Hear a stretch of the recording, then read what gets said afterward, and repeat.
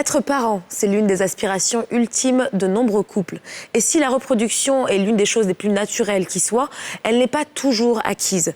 Les causes de l'infertilité sont plurielles et souvent la femme est indexée, jugée responsable dans nos sociétés. Pourquoi ? Eh bien, c'est l'une des questions auxquelles nous allons tenter de répondre dans un tout nouveau numéro des Femmes d'ici sur RNCI. Surtout, ne bougez pas, ça commence tout de suite.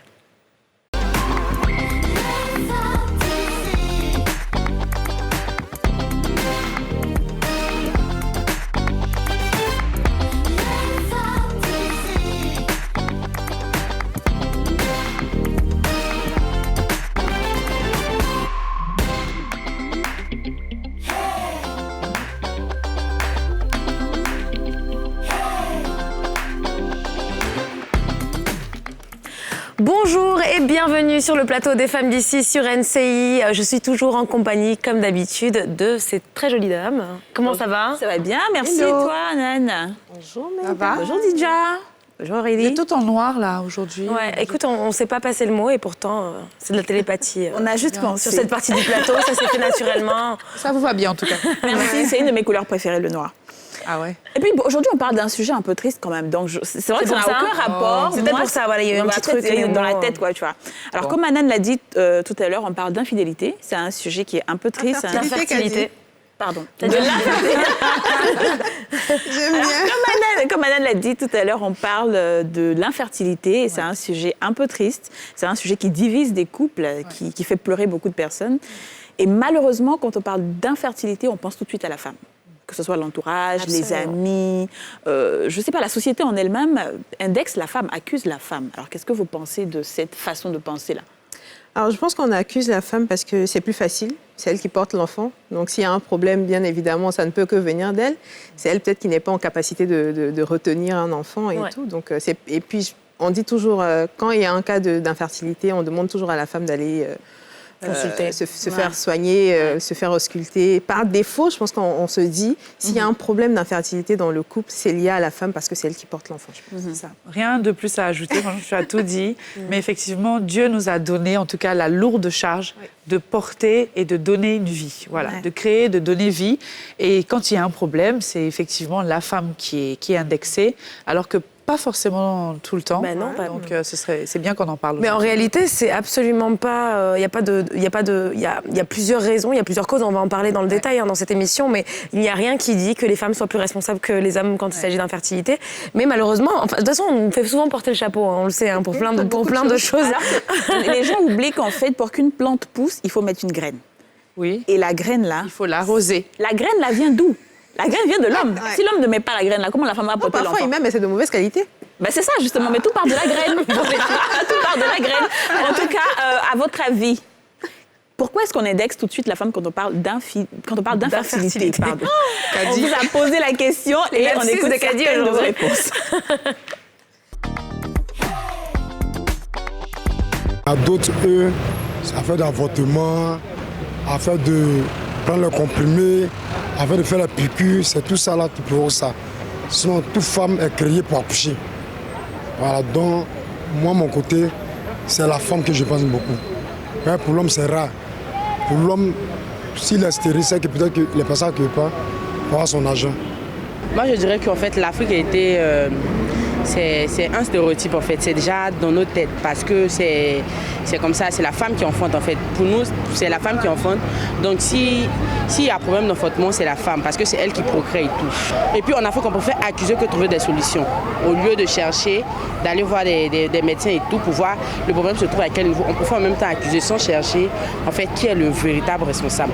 Donc, c'est comme je dirais, c'est déjà dans notre tête, en fait. Si dans un couple, il y a un problème d'enfantement, c'est forcément la femme. C'est pas la femme seulement qui peut être stérile dans un couple. L'homme également a toutes les potentialités d'être stérile. Il y a des cas de maladies qui peuvent conduire à la stérilité chez l'homme. Par exemple, le VIH, les maladies sexuellement transmissibles. Bon, si c'est mal traité chez l'homme, ça peut conduire à la stérilité. Généralement, comme c'est la femme qui conçoit, c'est pourquoi on pense tout de suite à la femme. Sinon, dans 90% des foyers, le problème de stérilité vient des hommes. Ça ne vient pas forcément de la femme. C'est vrai qu'on peut parler d'avortement, de fausse couche, mon tout ça et tout, mais l'orgueil de l'homme fait que les hommes refusent très souvent d'admettre qu'ils sont stériles. Effectivement. Voilà, hein. Oui, je pense qu'elle a vraiment raison, cette femme-là, c'est l'orgueil de l'homme. Généralement, ils se disent que moi, je peux pas être stérile, alors qu'en fait... Et je pense qu'il y a beaucoup d'ignorance aussi dans tout ça, c'est-à-dire que comme on part du principe effectivement que c'est les femmes qui procréent, enfin les deux procréent, mais que ce sont les femmes qui enfantent et qui portent le bébé, et du coup on a tendance à aller faire des petits raccourcis. Et je pense que c'est un manque aussi d'éducation et aussi la pression sociale de la société. Exactement. Écoutez, les filles, on va en parler avec notre invitée du jour. C'est une experte spécialiste justement sur les questions en rapport avec la gynécologie, mais aussi la maternité. Elle est gynécologue obstétricienne. On va l'accueillir tout de suite en plateau. Il s'agit du docteur Alice Dibi.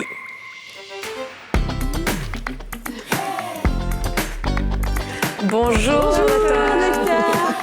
Bienvenue. Merci. Revenu. Oui. Merci d'être revenu. C'est pas la première fois. Voilà, et bonne heureuse année. Hein. Ah oui, c'est vrai, on s'est pas vu depuis le début de l'année. Hein. Merci. Vous êtes resplendissante. Toute belle.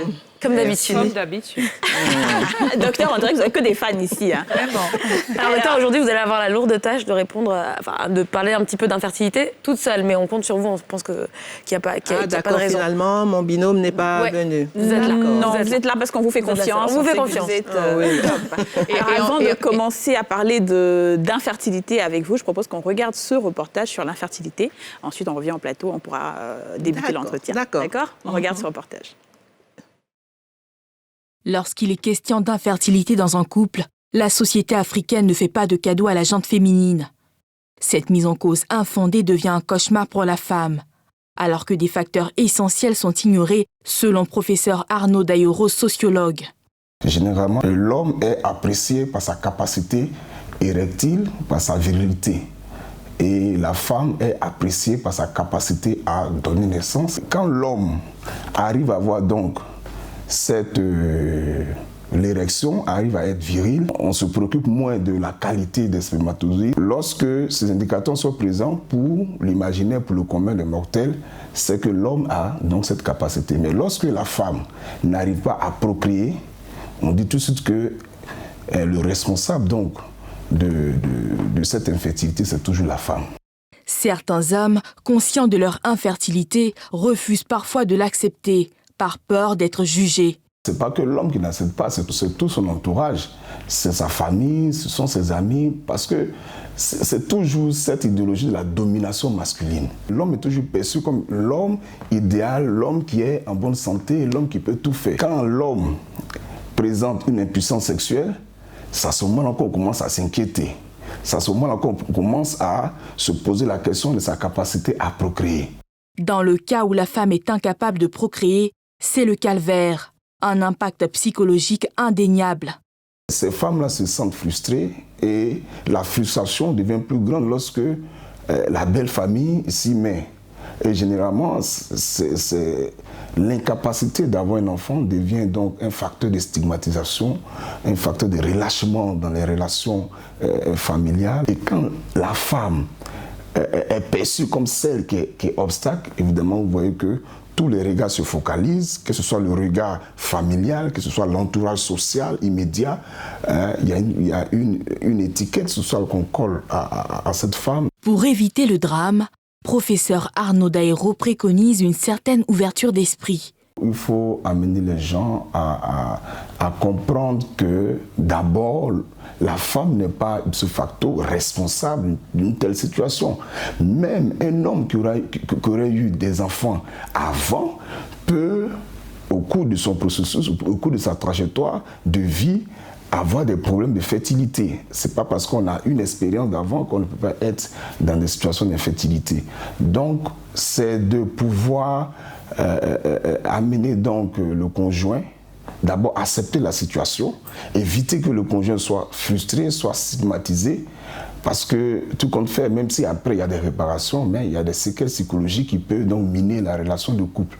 On sait que dans 3/4 des cas, l'infertilité est d'origine masculine, féminine ou elle associe les deux sexes, et dans 10 à 25% des cas, elle n'est pas attribuable à un défaut spécifique des sexes, de l'un ou de l'autre.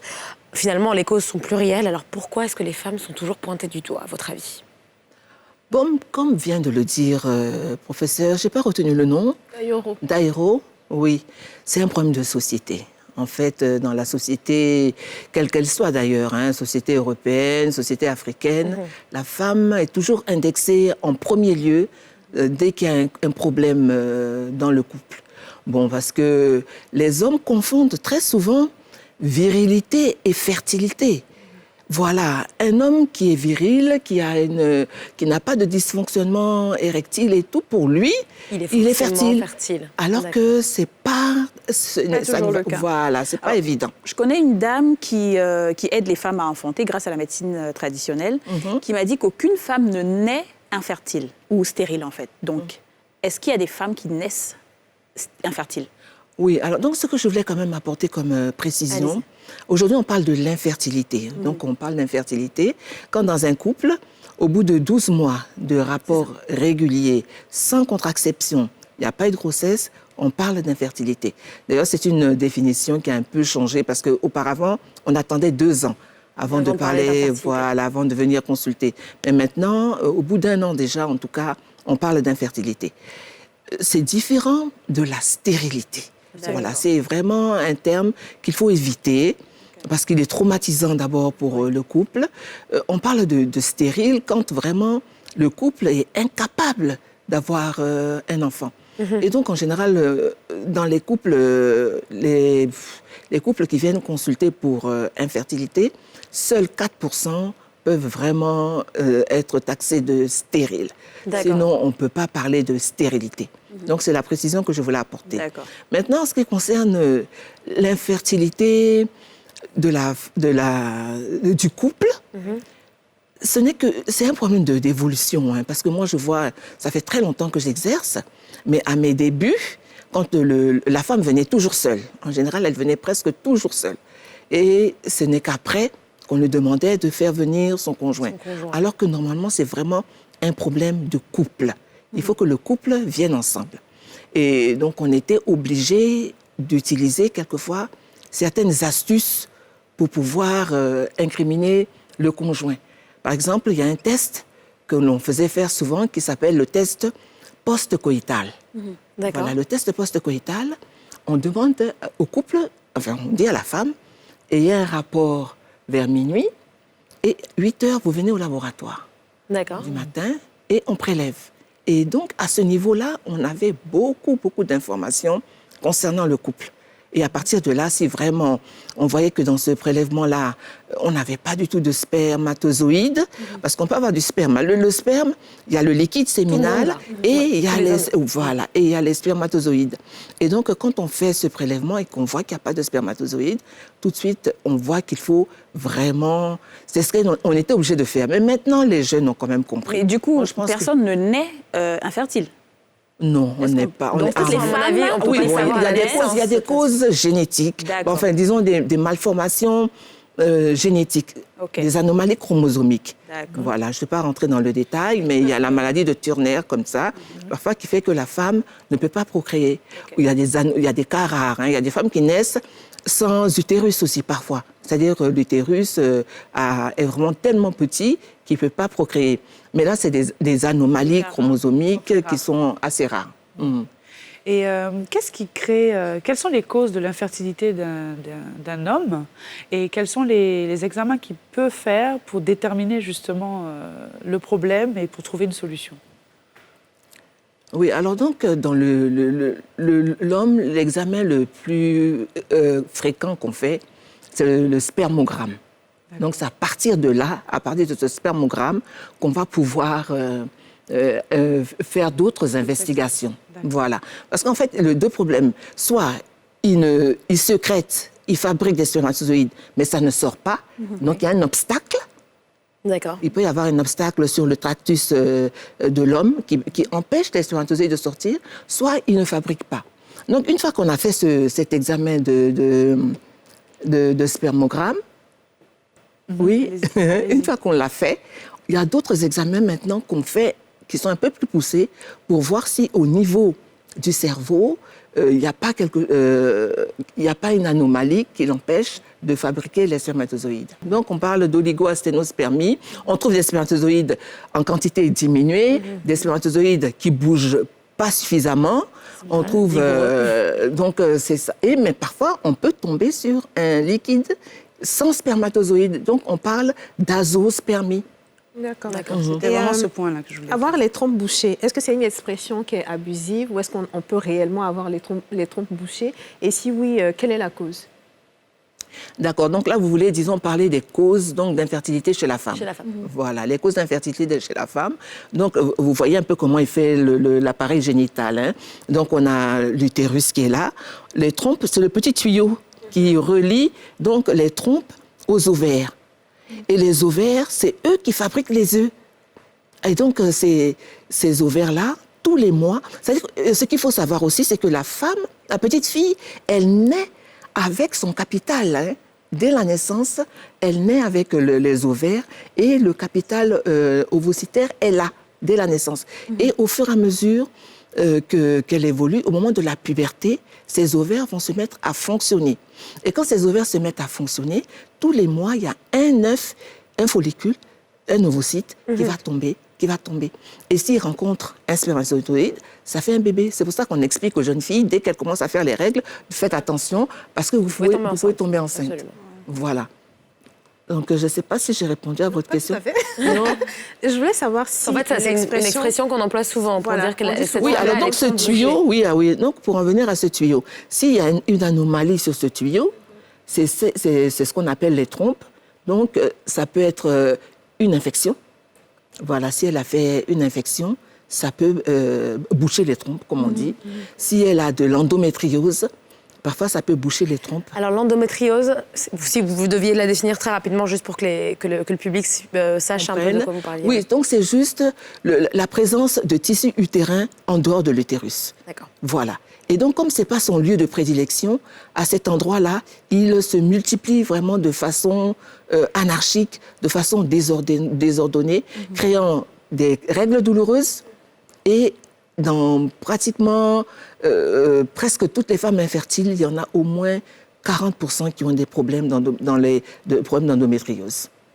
Alors juste pour revenir à la question de la perception un peu de la société quant aux problèmes d'infertilité du couple, qui a tendance à indexer la femme. Vous dites que ça a tendance à changer avec les jeunes générations. Oui. Mais est-ce que vous avez quand même des patients qui n'ont pas cette réflexion de se dire, quand on a un problème d'infertilité qu'on n'arrive pas à concevoir, au bout d'un an, on va aller chercher les causes, on va aller poser des questions aux gynécos, aux obstétriciennes présentes? C'est-à-dire des couples qui n'ont pas cette démarche, à qui il faut vraiment apprendre. Ah oui, non, ça c'est sûr. Non, c'est-à-dire que si j'ai reçu par exemple 10 femmes qui viennent pour problème d'infertilité, peut-être 3 viendront en couple. Hein. C'est pour vous dire que ça a changé, mais disons que le problème demeure. Le problème demeure. Est-ce que quand on est une femme et qu'on n'est pas encore en couple, on a des moyens de savoir si on est vraiment fertile ou pas? C'est-à-dire qu'il y a des tests, de savoir si on est fertile. La meilleure façon de savoir si on est fertile, c'est d'essayer. Parce qu'on peut venir faire une échographie, on va vous dire que les ovaires sont normaux, les trompes sont normales, l'utérus est normal, il n'y a pas de fibrome, comme on avait vu la dernière fois, l'utérus est normal. Et puis, bon, je fais mes règles tous les mois. Mais tant qu'on n'a pas essayé pour voir s'il y a une grossesse, on ne peut pas dire qu'il n'y a pas de... Mais essayez quand on n'est pas, par exemple, je sais pas, dans des sociétés conservatrices, si on ne peut pas avoir d'enfants, enfin, si on ne peut pas commencer à avoir d'enfants avant d'être dans un mariage ou dans un couple stable, en quelque sorte, c'est pas forcément évident. Donc, à part, si on n'est pas prêt à essayer, on ne peut pas le savoir avant. On n'a pas vraiment de recours pour être fixé. Il y a d'autres tests qui peuvent déterminer. Non, mais je sais qu'il y a parfois des tests de consanguinité pour le couple. Oui, ça, on c'est essaie pour de le voir couple. si on est compatible, si on peut... Non, des pas tests vraiment. d'ovulation, Moi, ce que je propose à mes jeunes couples, c'est de quand même venir faire un petit bilan prénuptial en général. J'ai déjà eu ce cas de jeunes couples qui doivent se marier et qui viennent. Et donc, il y a des examens de sang. Par exemple, le groupe sanguin, effectivement, dont elle a parlé, quand la femme est rhésus négatif et que le mari est rhésus positif, il y a quand même des dispositions à prendre. Maintenant, si par exemple elle a eu dans son enfance la rubéole, il faut vérifier parce qu'il y a des maladies quand on contracte en début de grossesse qui peuvent compromettre la grossesse. Donc il faut vérifier qu'elle ait eu cette maladie avant de se marier. Il y a la syphilis, il y a la rubéole, on vérifie pour la drépanocytose aussi, pour expliquer au couple que vraiment, si vous êtes tous les deux AS, il y a des risques. Voilà. Docteur Dibi, on va continuer à parler de tout ça dans le détail et des causes et recours auxquels les couples peuvent justement, vers quoi les couples peuvent se tourner. Dans quelques instants, ce sera juste après une courte page de pub. À tout de suite.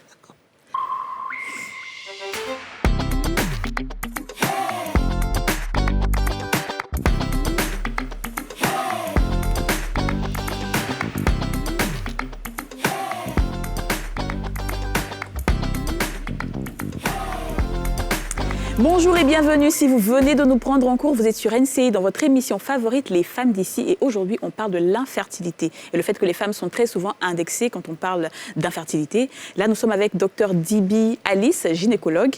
Alors, Dr Dibi, au-delà de... Pour revenir sur les causes, au-delà du côté trompe bouchée et autres, est-ce que le stress même n'est pas une cause de l'infertilité? C'est-à-dire, quand on se marie nouvellement, on dit « mais depuis là, tu ne fais pas d'enfant, c'est comment ?» On t'accable un peu. Est-ce que ça aussi, ça ne provoque pas d'autres choses qui fait que la femme ou l'homme ne peuvent plus finalement procréer? Ah oui, non, mais là, c'est sûr que l'infertilité crée un vrai problème dans le couple, un problème psychosocial. Il y a une pression de la société, une pression de la famille, et la femme se sent, comme l'a dit le professeur tout à l'heure, stigmatisée. Et rien que ça, déjà, ça joue même sur la sexualité du couple. Ouais. Voilà, on a essayé 1 mois, 2 mois, bon, ça va, mais 3 mois, 6 mois, rien ne vient. Automatiquement, très souvent, il y a un retentissement sur la qualité du couple.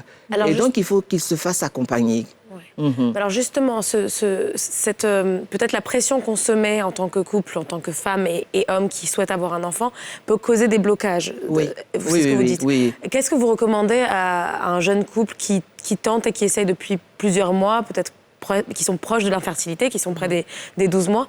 Qu'est-ce qu'il faut faire? Est-ce qu'il faut arrêter de se mettre une pression? Il faut juste avoir des rapports sexuels fréquents et puis c'est tout? Mais ça, c'est facile à dire, mais c'est plus difficile à faire. D'accord. Oui, mais c'est ce que... Quand elles viennent, je leur explique que tout le blocage vient de la tête. Parce qu'en fait, tout à l'heure, quand on parlait des causes, alors donc il y a des causes qui viennent de l'organe génital, mais il y a 10 à 15% de causes indéterminées. Extérieur. Et donc, c'est dans ces causes indéterminées, souvent on parle au couple. On leur parle il faut beaucoup leur parler pour expliquer aux dames que c'est un blocage. Parce qu'en fait, tout vient de la tête. C'est l'hypothalamus, l'hypophyse qui sécrète les hormones qui vont agir sur les ovaires. Voilà. Et donc, quand on est trop stressé, automatiquement, ce système-là bloque. Donc, il faut vraiment leur parler. Bon, moi, j'ai trouvé des petits moyens en Afrique, parfois qui marchent, qui marchaient dans les couples. Je leur dis, bon, s'il y a un bébé dans la famille, un neveu, une nièce, qui n'a pas de parents ou bien qui a besoin de soins, automatiquement, quand elles prennent cet enfant à la maison, et qu'elles s'en occupent, et qu'elles oublient leurs problèmes, vous allez voir qu'elles vont tomber enceintes. D'accord. Voilà. Et qu'elles mettront de l'énergie et leur concentration ailleurs. Voilà. C'est des petits moyens parfois qui marchent. C'est-à-dire que ne plus penser à ça et faire s'occuper d'un bébé ou de s'occuper d'un autre enfant, ça fait que quelquefois, ça enlève ce blocage-là. On parle très souvent de fécondation in vitro. Est-ce que vous pouvez expliquer à ceux qui ne savent pas ou celles qui ne savent pas ce que c'est, et est-ce que le taux de réussite est quand même assez élevé pour celles qui veulent utiliser cette procédure pour enfanter? Oui, bon, donc avant d'arriver à la fécondation in vitro, il faut savoir qu'il y a quand même d'autres moyens pour aider les femmes. Il y a d'autres moyens pour aider les femmes.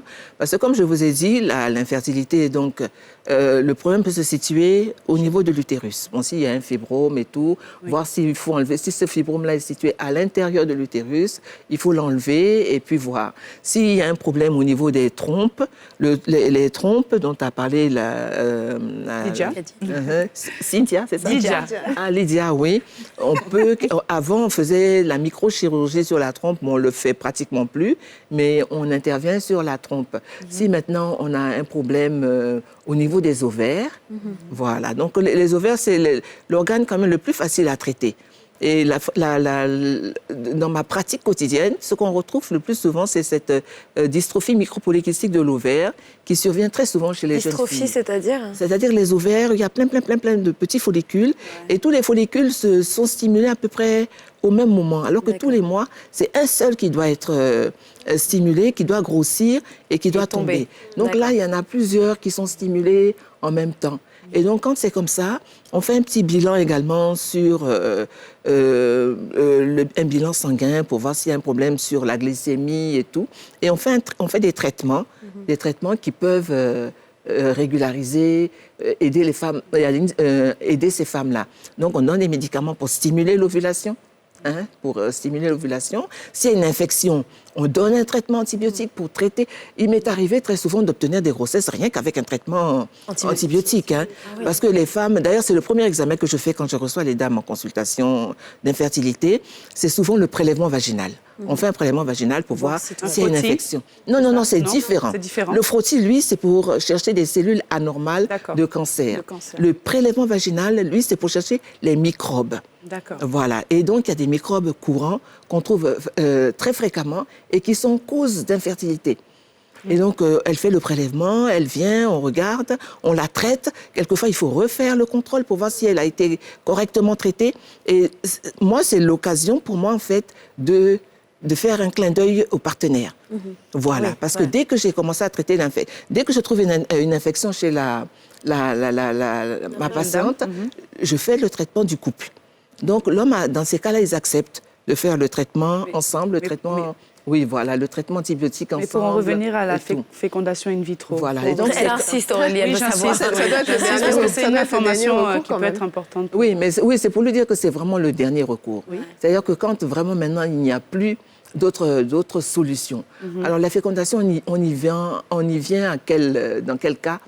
On a des jeunes femmes qui m'ont fait, en moins de 1 an, 2 GU. Des GU, c'est une grossesse extra-utérine. Elle fait une grossesse extra-utérine. Le temps qu'on traite l'autre trompe, elle n'a pas laissé... Parce que dès qu'on perd une grossesse, très souvent, on a envie de retomber enceinte aussitôt. Alors que dans les cas de grossesse extra-utérine, il ne faut pas faire ça. C'est très dangereux. Parce que c'est lié à l'infection aussi. C'est les infections qui font que la trompe est lésée. Et l'embryon... Parce que le circuit est très compliqué, Une fois qu'on a le rapport, le spermatozoïde, il remonte dans l'utérus, il va dans la trompe, il va dans l'abdomen, il rencontre l'ovule et ensemble, ils font le chemin de retour. Et donc, sur le retour, très souvent, ils s'arrêtent en cours de route. Et donc, quand ils s'arrêtent en cours de route, c'est là où on a les grossesses extra-utérines. Donc, en fait, il y a beaucoup de possibilités de blocage sur ce trajet-là, aller et retour. Aller-retour, voilà. Et donc, on fait une GU d'un côté, on enlève ta trompe. Tu fais une GU de l'autre côté, on enlève ta trompe. Tu n'as plus de trompe. Et tu es jeune, tu as des bons ovaires, mais tu es jeune, tu n'as plus de trompe. Là, c'est la solution idéale de la fécondation in vitro. Et donc, dans ces cas-là, on a de très bons résultats. Femmes jeunes, avec juste obstruction tubaire ou aplasie tubaire, là, en général, on a de très bons résultats. Mais ce qui se passe dans la réalité, c'est qu'en général, nos femmes, elles essayent toutes sortes de procédés et c'est quand elles arrivent vraiment à la quarantaine qu'elles n'ont plus d'autres recours. Et parce qu'il faut dire aussi qu'il y a un coût pour la fécondation in vitro. Donc, on n'a pas toujours les moyens d'avoir recours à la fécondation in vitro quand on est jeune femme, jeune cadre et qu'on n'a pas les moyens. Et donc, c'est quand elles arrivent en fin de parcours qu'elles viennent maintenant pour pouvoir faire la fécondation. Et là, le processus, rapidement, si vous pouviez le décrire, de la fécondation? Oui, je vais décrire, mais je veux déjà expliquer un peu le contexte. Donc, les ovaires, là, ne fonctionnent plus correctement. Et donc, là, ça devient difficile. La fécondation in vitro, c'est quoi? Alors, je prends le cas de cette jeune femme qui, elle, c'est juste les trompes qui n'existent pas. Mais ses ovaires fonctionnent très bien. Voilà. Donc, elle vient voir son gynéco avec un mari qui n'a pas de problème. On prend un mari qui n'a pas de problème, un spermogramme normal. On stimule les ovaires, c'est-à-dire qu'on lui donne des médicaments pour que les œufs, là, se fabriquent en quantité un peu plus élevée que de façon normale. Une fois qu'on a ces follicules, grâce à l'échographie, on suit l'évolution, on s'en va ponctionner les follicules et on les met en contact maintenant, puisque le pont qui existait de façon naturelle n'est plus là. Plus là, d'accord. Le pont n'est plus là. Donc maintenant, on met ces follicules, ces ovocytes en contact du sperme, avec le sperme. Et quand l'embryon commence à se former, on reprend ça. Entre-temps, on a préparé la cavité parce que vous savez qu'en deuxième phase, il y a une espèce de tapis qui se développe dans la cavité utérine pour accueillir l'embryon. Donc, on prépare l'utérus et on prend cet embryon-là, on le met, et bon, souvent on en met quand même 2 ou 3 parce que c'est pas toujours que ça réussit. Mais quand ça marche, on peut avoir des jumeaux et des triplés. C'est oui, souvent ça, avant les gens faisaient des triplés, des quadruplés, mais après on s'est aperçu que ça donnait des grossesses quand même difficiles. Et donc actuellement, surtout en Europe, ils les veillent à avoir un seul bébé. Je dis, mais nous en Afrique, 2 ou 3, je pense que ça fera pas. Alors parlons des recours, toujours, est-ce qu'il y a un âge que vous recommandez pour faire des enfants au-delà duquel ce sera difficile? Ce sera la dernière question, on est arrivé à la fin de notre... Ah oui, donc ce que je vous ai expliqué tout à l'heure, on en a parlé, la jeune femme naît avec ses follicules. Et donc quand elle a 10 ans, les follicules ont 10 ans. Les ovocytes ont 10 ans. Quand elle en a 20, ils ont 20 ans. Quand elle a 30 ans, ils ont 30 ans. Quand elle a 35 ans, ils ont 35 ans. Ça vieillit, quoi. Et voilà. Et donc, à partir de 35 ans, on s'aperçoit qu'il y a quand même une diminution de la capacité de fécondabilité de ces follicules-là. Voilà. Et après 40 ans, là, vraiment, cette fertilité, cette possibilité-là diminue vraiment beaucoup. D'accord. Donc le plus tôt possible, mieux c'est. Voilà, le plus tôt. Parce qu'actuellement, les jeunes femmes, à cause des études, de beaucoup de choses, et puis le tabac, s'il vous plaît. J'en parle pas, mais j'ai oublié d'en parler. Les jeunes femmes, maintenant, aiment fumer. Et donc, si elles veulent des enfants, elles n'ont qu'à commencer à arrêter de fumer. Parce que ça a un très mauvais rôle sur la fécondité. Voilà. Merci beaucoup, Dr Divi. C'était un plaisir d'être en votre compagnie. On a énormément appris. Quant à vous, chers téléspectateurs, vous ne partez pas. L'émission continue. On se retrouve juste après cette page pub.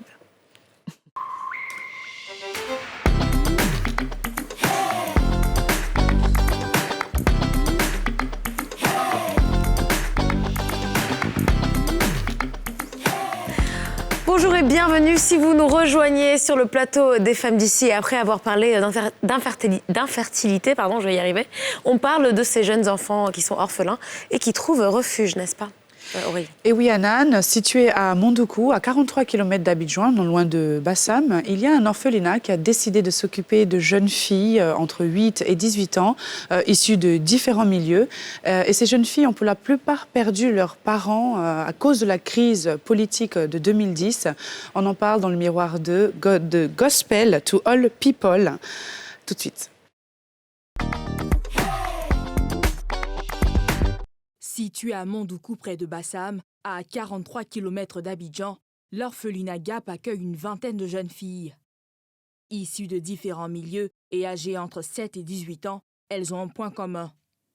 Elles sont orphelines de père ou de mère. Des parents pour la plupart décédés lors de la crise politique de 2010 en Côte d'Ivoire. Ici, c'est Sarata Ouedraogo qui a la lourde tâche de jouer le rôle de mère et d'éducatrice. Notre mission ici, actuellement, c'est de veiller sur ces enfants-là, de leur inculquer le savoir, d'abord en vivant en fraternité et aussi le savoir vivre lorsqu'elles seront hors d'ici. C'est en 2012 que l'orphelinat ouvre ses portes. Construit par James George, un missionnaire américain ayant séjourné en Côte d'Ivoire au lendemain de l'élection présidentielle de 2010, l'orphelinat compte aujourd'hui une dizaine de salariés. C'est les bras pleins de cadeaux et de denrées de première nécessité qu'une association caritative chrétienne rend visite aux pensionnaires de Gap. Ici, l'éducation religieuse occupe une place centrale. Petit moment de prière pour remercier le Seigneur avant d'entamer cette journée qui s'annonce riche en partage. Merci Seigneur parce que tu as béni cette journée. Que ces personnes-là soient là pour la joie de tes filles. Que ton nom soit glorifié, que ton nom soit béni. Toutes les filles ici sont scolarisées. Une aire de jeu a même été aménagée pour elles afin de créer un environnement où elles puissent s'épanouir pleinement. Pour Sarata, ancienne restauratrice, le manque de financement demeure l'une des principales difficultés auxquelles l'orphelinat doit faire face au quotidien. Le financement, il faut dire que nous vivons par la foi. Voilà, les fondateurs ont fait de leur mieux, ils ont construit l'orphelinat, ils ont donné ce qu'ils pouvaient donner. Et maintenant, là, nous vivons par la foi grâce aux personnes de bonne volonté qui viennent, ça et là, nous apporter leurs aides.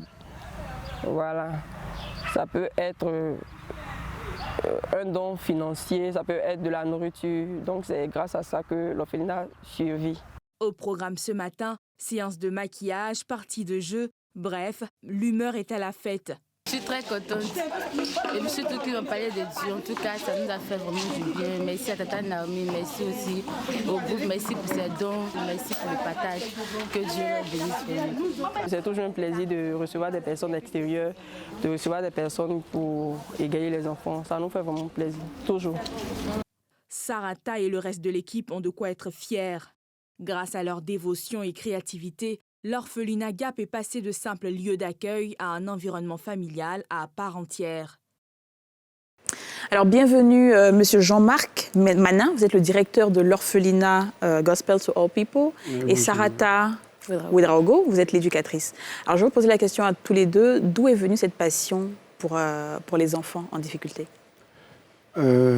D'abord, je voudrais dire merci à la télévision, voilà, d'ici, comment on l'appelle NCI. NCI, voilà.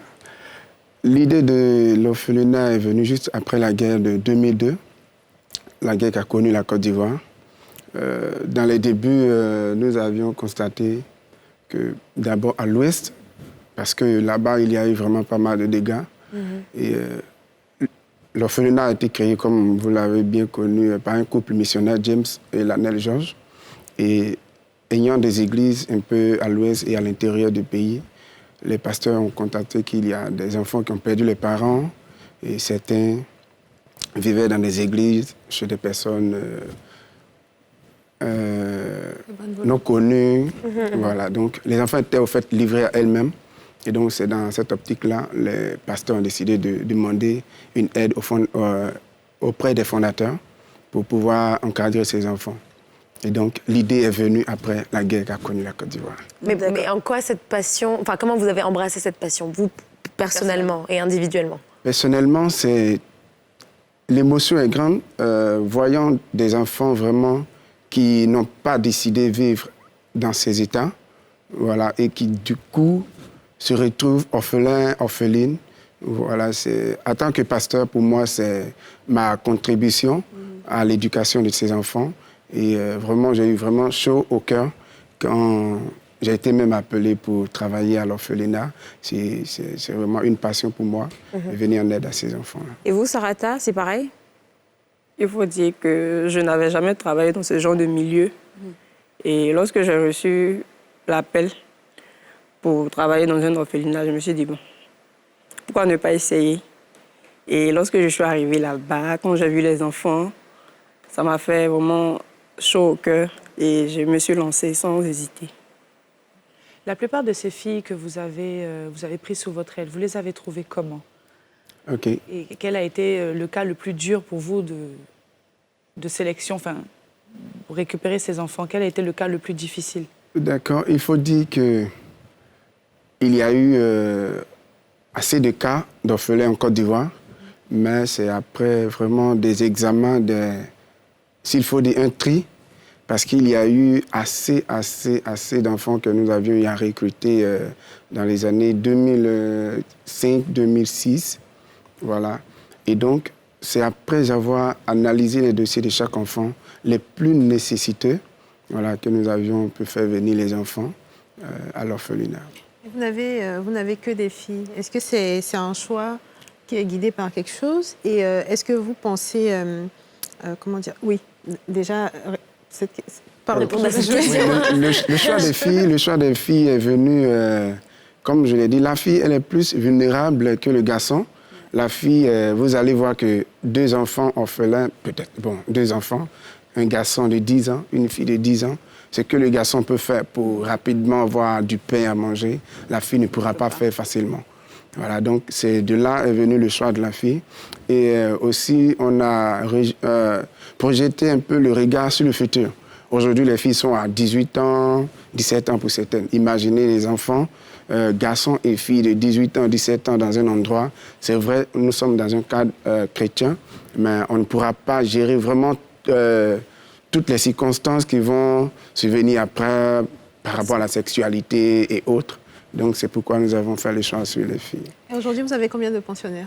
On a actuellement 26 filles qui sont à l'orphelinat. Et votre capacité d'accueil, elle est combien? 100 enfants. 100 enfants.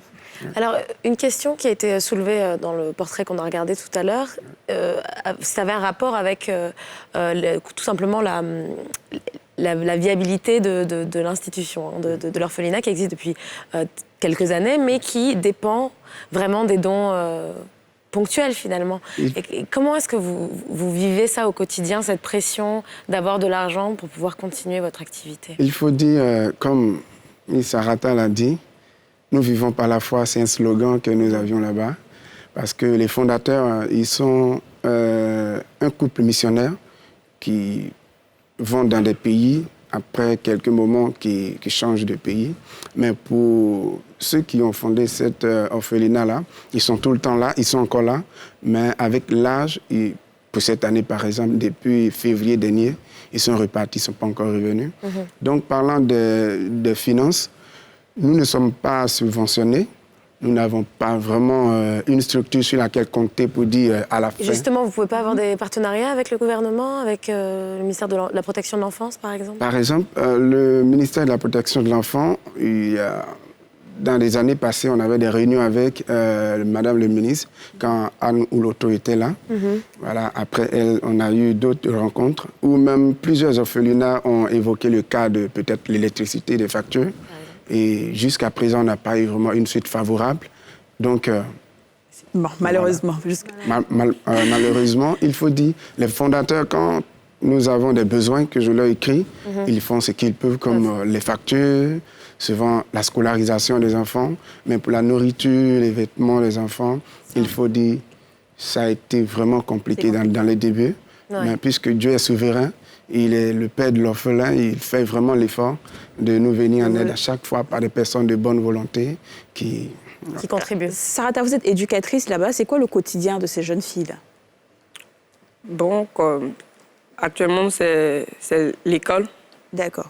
Voilà, le quotidien, c'est se lever le matin, prendre le petit-déj et s'apprêter pour partir à l'école. Elles vont toutes dans des écoles différentes ou vous enseignez sur place? Non, elles vont dans les écoles différentes. Vous les inscrivez dans les écoles?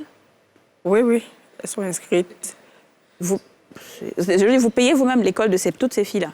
Oui, c'est les fondateurs qui s'en occupent. Est-ce que c'est un cursus normal qu'elles font ou est-ce que vous les mettez aussi dans des systèmes de formation qui leur permettent justement de se débrouiller après, lorsqu'elles atteignent l'âge de 18 ans?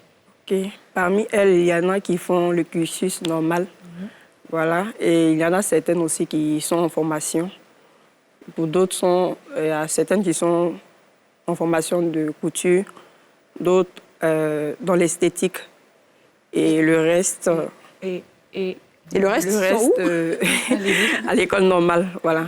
Et après, quand elles atteignent l'âge de 18 ans, est-ce que vous vous assurez quand même un suivi lorsqu'elles décident de s'émanciper, de partir? Est-ce que vous assurez un suivi? Il faut dire, c'est là l'objectif des fondateurs, parce qu'il ne suffit pas de donner de la nourriture aux enfants et puis après 18 ans, les relâcher. Et donc, les fondateurs ont comme objectif, suivre ces enfants-là à ce qu'elles soient indépendantes financièrement et vraiment sur tous les plans. Et donc, pour le moment, elles vont toutes à l'école. Elles vont toutes à l'école. Et c'est cette année, on a eu 3 qui ont essayé de se démarquer un peu, 2 qui ont voulu faire la couture et 1 fait l'esthétique. Et donc, on pense suivre ces enfants-là, même quand elles sortiront de l'orphelinat un jour, suivre qu'est-ce qu'est devenu leur vie après l'orphelinat. Voilà, par exemple, moi, en tant que pasteur, je suis plus sur leur vie spirituelle. Voilà, comment faire pour que ces filles-là soient vraiment un modèle quand elles sortent de l'orphelinat, même étant à l'école. Et donc, on prie que Dieu vraiment nous vienne en aide afin que lorsque ces filles-là sortent, elles puissent être à l'aise, comme on le dit. Elles puissent avoir vraiment quelque chose comme un boulot. Et donc, pour celles qui, toutes ne pourront pas continuer les études, voilà, donc nous voulons offrir des formations aux filles, voilà, pour qu'elles puissent avoir quelque chose quand elles sortent. Aussi, s'il y a un numéro, une sorte d'antenne qu'on peut appeler quand on a un dossier à vous présenter ou même des dons à faire. Ok, d'accord. Aussi au 47 12 63 85. Doucement, ils vont 47 12 47 12 63 85. 63 85 pour ceux qui nous écoutent et nous regardent. 47 12 63 85. Merci 87, beaucoup. Pardon, C'est bien noté. Merci. En tout cas, c'est un plaisir d'être avec vous. Franchement, moi, je n'avais pas connaissance de cette orphelinat-là. Vous faites de très belles choses. Que Dieu vous accompagne. Amen, amen. Alors, chers téléspectateurs, on va accueillir maintenant notre esthéticienne préférée, Vanessa Ekra, dans la rubrique Au Top.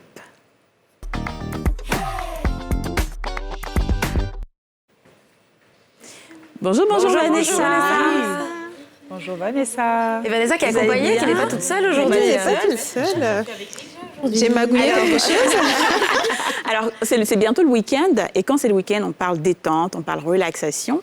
Et aujourd'hui, Vanessa va nous proposer un petit massage un peu atypique. Ah oui, tout à fait, tout à fait. Écoutez, on est un petit peu fatigué. On a beaucoup donné toute la semaine et tout. Pendant les fêtes. Pendant les fêtes et tout. Il faut vraiment se reposer. Mais tout le monde n'a pas le temps. Ni la possibilité de se faire un massage de tout le corps. Donc aujourd'hui, on vous propose un massage des mains. D'accord. Et il faut que je vous explique en fait que toutes les terminaisons nerveuses du corps ou du cerveau sont principalement dans les mains. Donc 5 à 10 minutes de massage des mains, c'est comme si vous vous faisiez masser tout le corps. Ah bon? Donc voilà. Donc du coup, Lydia va nous démontrer tout ça pendant que je vous explique. D'accord. Je pense que Lydia va faire le massage avec Didia. Lydia va faire le massage. Didia qui a été sélectionnée J'ai pour ça. magouillé quelque chose. C'est moi qui... Bien sûr. Alors, je rappelle que Vanessa, vous êtes la manager de Homewax. Homewax, qui est un spa à domicile. C'est très ingénieux de faire un spa à domicile. Ah oui, tout à fait. Donc, et ça fait partie de vos services d'ailleurs. Et ça fait partie de nos services d'ailleurs. Donc, ce que je voulais expliquer, effectivement, c'est que le massage des mains, il commence à la base de la main. Donc, on appelle le talon de la main, ce qu'elle est en train de faire. Et vraiment, il faut prendre le temps. On peut le faire soi-même. On peut continuer à le faire. Chacune peut commencer à le faire, effectivement. L'idéal, c'est de le faire soi-même, mais vous n'aurez jamais la sensation... c'est comme avec Lydia, forcément. Mais il faut vraiment prendre le temps de masser et de trouver les points de chacune. Donc, il y en a, c'est la source du pouce ou la plante de la main. Donc, vous continuez à monter avec un petit peu de pression. D'accord. Voilà, vous montez, vous faites des mouvements circulaires. Et vraiment, il faut être très doux avec sa propre main. Et on arrivera au doigt. D'accord. On voit que Didia est en train de fermer les yeux là-bas. Je suis en train d'être slow là. Après, on va au doigt, d'accord. Après, on va au doigt. Donc c'est vraiment progressif. C'est vraiment progressif. Il faut y aller tout doucement. C'est 5 minutes de pur bonheur. Et vous allez sentir dans votre cerveau comme si on décantait en fait des nœuds que vous aviez. Et voilà, tout est vraiment dans ce petit massage de 5 minutes. On ne va pas au-delà de 10 minutes. C'est pas nécessaire. Il ne faut pas énerver les nerfs, etc. Ah, si on va au-delà, est-ce que ça peut être... On commence à fatiguer et à créer autre chose. Donc vraiment 10 minutes pour vraiment dénouer tout le stress qu'on a dans tout le corps. Voilà, ça c'est le petit secret du petit massage 10 minutes. D'accord. Vous pouvez aussi le faire pour les pieds, excuse-moi. Vous pouvez aussi le faire sur les pieds ou alors la base du cou et des épaules. Voilà, ce sont vraiment les 3 points du corps les plus sensibles et pourtant qui portent toute la fatigue de votre corps.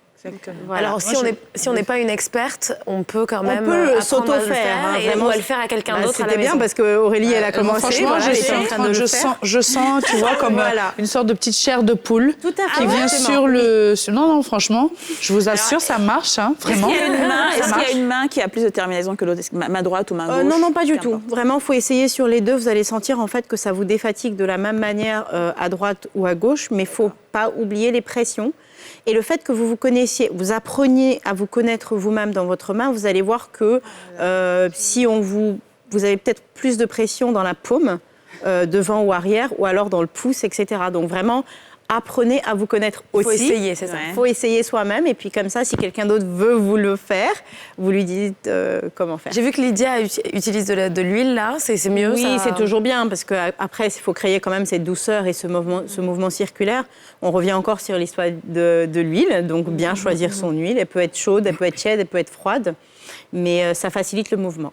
Et du coup, est-ce qu'on masse seulement la paume ou on va jusqu'au bout, comme on dit Non, on va jusqu'au bout. Hein. Et même le bout des doigts, l'extrémité, c'est vraiment là. Je ne sais pas si vous êtes déjà coupé. J'ai plus ressenti, en fait, quand elle était sur l'extrémité des doigts. Exactement. Qu'est-ce que tu as ressenti? Je m'apprête. Des petits frissons. Agréable. Très bien. Je me demande si nos invités ont envie de tester aussi. Vous allez tester à la maison ou pas, pasteur Jean-Marc? Pourquoi pas? Alors, en tout cas, comme elle se déplace, elle le fait à domicile. Aurélie, pour répondre à ta question, c'est vraiment, je ne sais pas si vous êtes déjà piqué avec une aiguille. Sur le bout, vous allez sentir que c'est toujours un peu plus nerveux. Oui. Et c'est ça. En fait, c'est toutes les terminaisons nerveuses, en fait. Et comme vous l'avez dit, les pieds aussi. Ah oui, les pieds, c'est magique. On va pas le faire aujourd'hui, mais franchement, c'est... Je vois pas mes pieds. Je pense que les gens sont un peu plus habitués aux pieds qu'aux mains. C'est vrai, mais et pourtant, les mains défatiguent même plus que le massage des pieds. D'accord. Donc, il faut vraiment... je veux dire, pour quelqu'un qui n'a pas 1 heure ou qui n'aime pas qu'on touche tout son corps, juste 10 minutes de massage des mains et 10 minutes de massage des pieds, c'est 1 heure de massage du corps. Lydia, tu nous énerves. Merci. Merci beaucoup. Et aux anges, Lydia, même là, elle ne sait même pas ce qu'elle va dire. Elle a fermé les yeux, elle est tranquille. Lydia, ne nous oublie pas. En tout cas. Après l'émission. Après l'émission, on sera tous abonnés à Homeworks. Mesdames et messieurs, l'émission continue. Vous ne bougez pas. On se retrouve tout juste après une page pub. Bienvenue à vous si vous nous rejoignez dans la dernière partie de cette émission sur NCI, Les femmes d'ici. Alors, on est passé au labo et on va donc procéder au quiz du jour.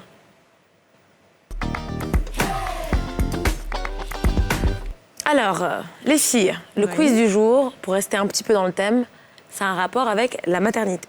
D'accord. Alors, 2 d'entre nous ici ont déjà eu des bébés et donc elles n'ont aucune excuse. On espère bien.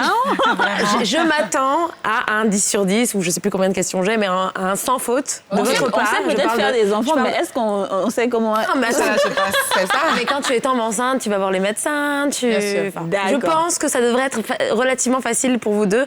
DJ, on va voir, n'est-ce pas? Bon, moi, je sais tout sur la grossesse, sauf accoucher. C'est la seule chose que c'est. Écoute, on va voir. Alors, première question, et évidemment, vous essayez de répondre à la question depuis chez vous. Alors, une grossesse dure au maximum combien de semaines? Au maximum 40. Maximum 42, moi, je dis. Toi, tu dis 41 semaines, c'est la norme. Et 42, ça veut dire que c'est plus. 40, c'est la norme. Alors, en fait, la majorité des bébés naissent entre 39 et 41 semaines. Okay. Et donc, Didja est plus proche de la vérité parce que les 42 semaines de grossesse, c'est la durée maximale et c'est pas vraiment... Enfin, c'est vraiment limite le maximum. Ouais. Et je pense qu'à partir de 41 semaines, on commence à vouloir déclencher. Ouais. C'est ça. Donc, non, écoutez, vous étiez pas loin, en tout cas. Bon. D'accord. C'est moi. Mais c'est vrai que, écoute ce qu'elle dit, Didja, pardon, voilà. Question numéro 2. À combien de semaines peut-on déterminer le sexe du bébé, si on le souhaite? Alors, en termes de mois, je dirais 3-4 mois. Mais en semaine, ça fait quoi? Ça fait 12? Dans les grossesses, on est d'accord qu'on réfléchit sur à 10 semaines. 12, à partir de 12 mois. Moi, je dirais 15 à 17 semaines. Alors, là, j'ai 14 semaines.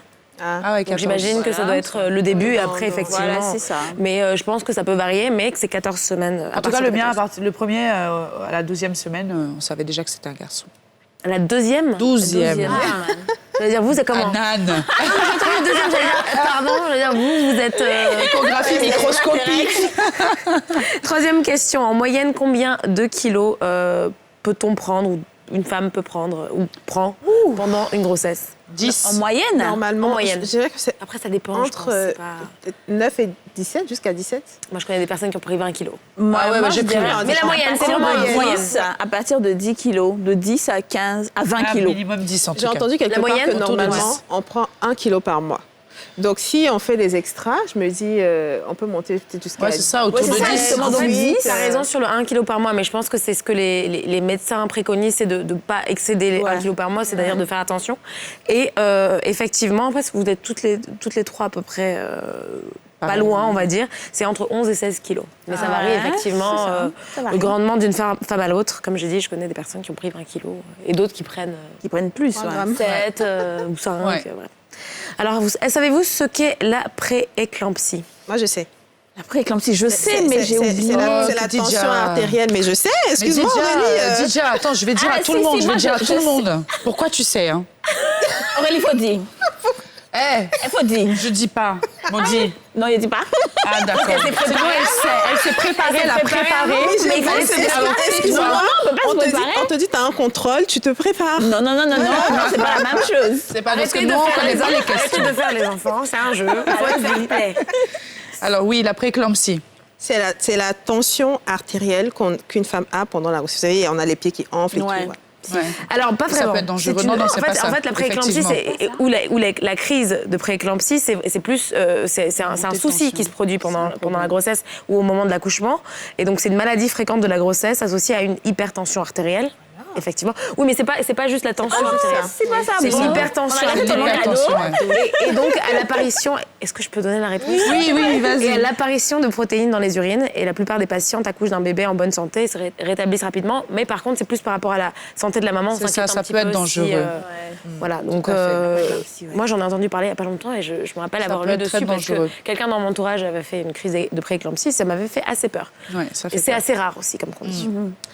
À combien de semaines peut-on entendre le cœur du bébé? Combien de semaines? La deuxième, troisième semaine. Aurélie. Autour de la troisième semaine. Faut bien dire. Respire. Alors moi, je prends le troisième semaine. Quand le bébé est comme ça, là. Moi, je pense. Oui, le cœur d'un bébé commence à battre à partir de la troisième ou à partir de la sixième semaine. Quatrième semaine. Non, 3-4e semaine. Moi, je dirais la 6e semaine. Je suis sûre que c'est à peu près ça. Combien? 4e semaine. Et toi? 6e semaine. Alors, 10 et 12e. Non, parce que, attendez, moi, je pense que j'ai une explication. Okay. Oui. On dit que le cœur, c'est le dernier organe à être complètement constitué, le cœur. Donc, c'est pour ça qu'on met longtemps à l'entendre. Non, mais est-ce qu'on entend quand tu dois quand tu vas faire ton échographie? La première échographie, tu l'as fait à combien pour de la deuxième, dès que j'ai su que j'étais enceinte, 2 ou 3 semaines plus tard, on a fait une écho. Tu n'entends pas le cœur du bébé. Non, mais scientifiquement, le cœur d'un bébé... Ah, peut-être que c'est pas pareil. Le cœur d'un bébé... Et on va vous donner la réponse dans une émission à venir. Parce que j'ai un doute, mais je pense vraiment pas qu'on entende le cœur d'un bébé commence. Peut-être qu'on ne l'entend pas. Peut-être qu'on ne l'entend pas, mais le cœur d'un bébé est formé. Même un mois, 2 semaines, c'est pareil. On n'entend pas le cœur à 6 semaines. Et même pour celles qui veulent avorter, on leur conseille, on leur dit, et pour les faire changer d'avis, on leur dit que le bébé commence le cœur commence à battre à partir même de la deuxième ou troisième. Ok, Aurélie, on manque de temps. Sinon, si je me trompe, autant pour moi. Il commence peut-être à battre, mais on ne l'entend pas à l'échographie. Autant pour moi. C'est un quiz, ce n'est pas un débat. Le top 3 des maladies auxquelles les femmes sont exposées pendant la grossesse. Du coup, la prééclampsie? Non. Ah non. Comment top 3 des maladies? Je t'ai dit même que c'était pas une maladie très fréquente. Non. Il y a pas les infections urinaires? Ouais. Ok. La tension? L'hypertension?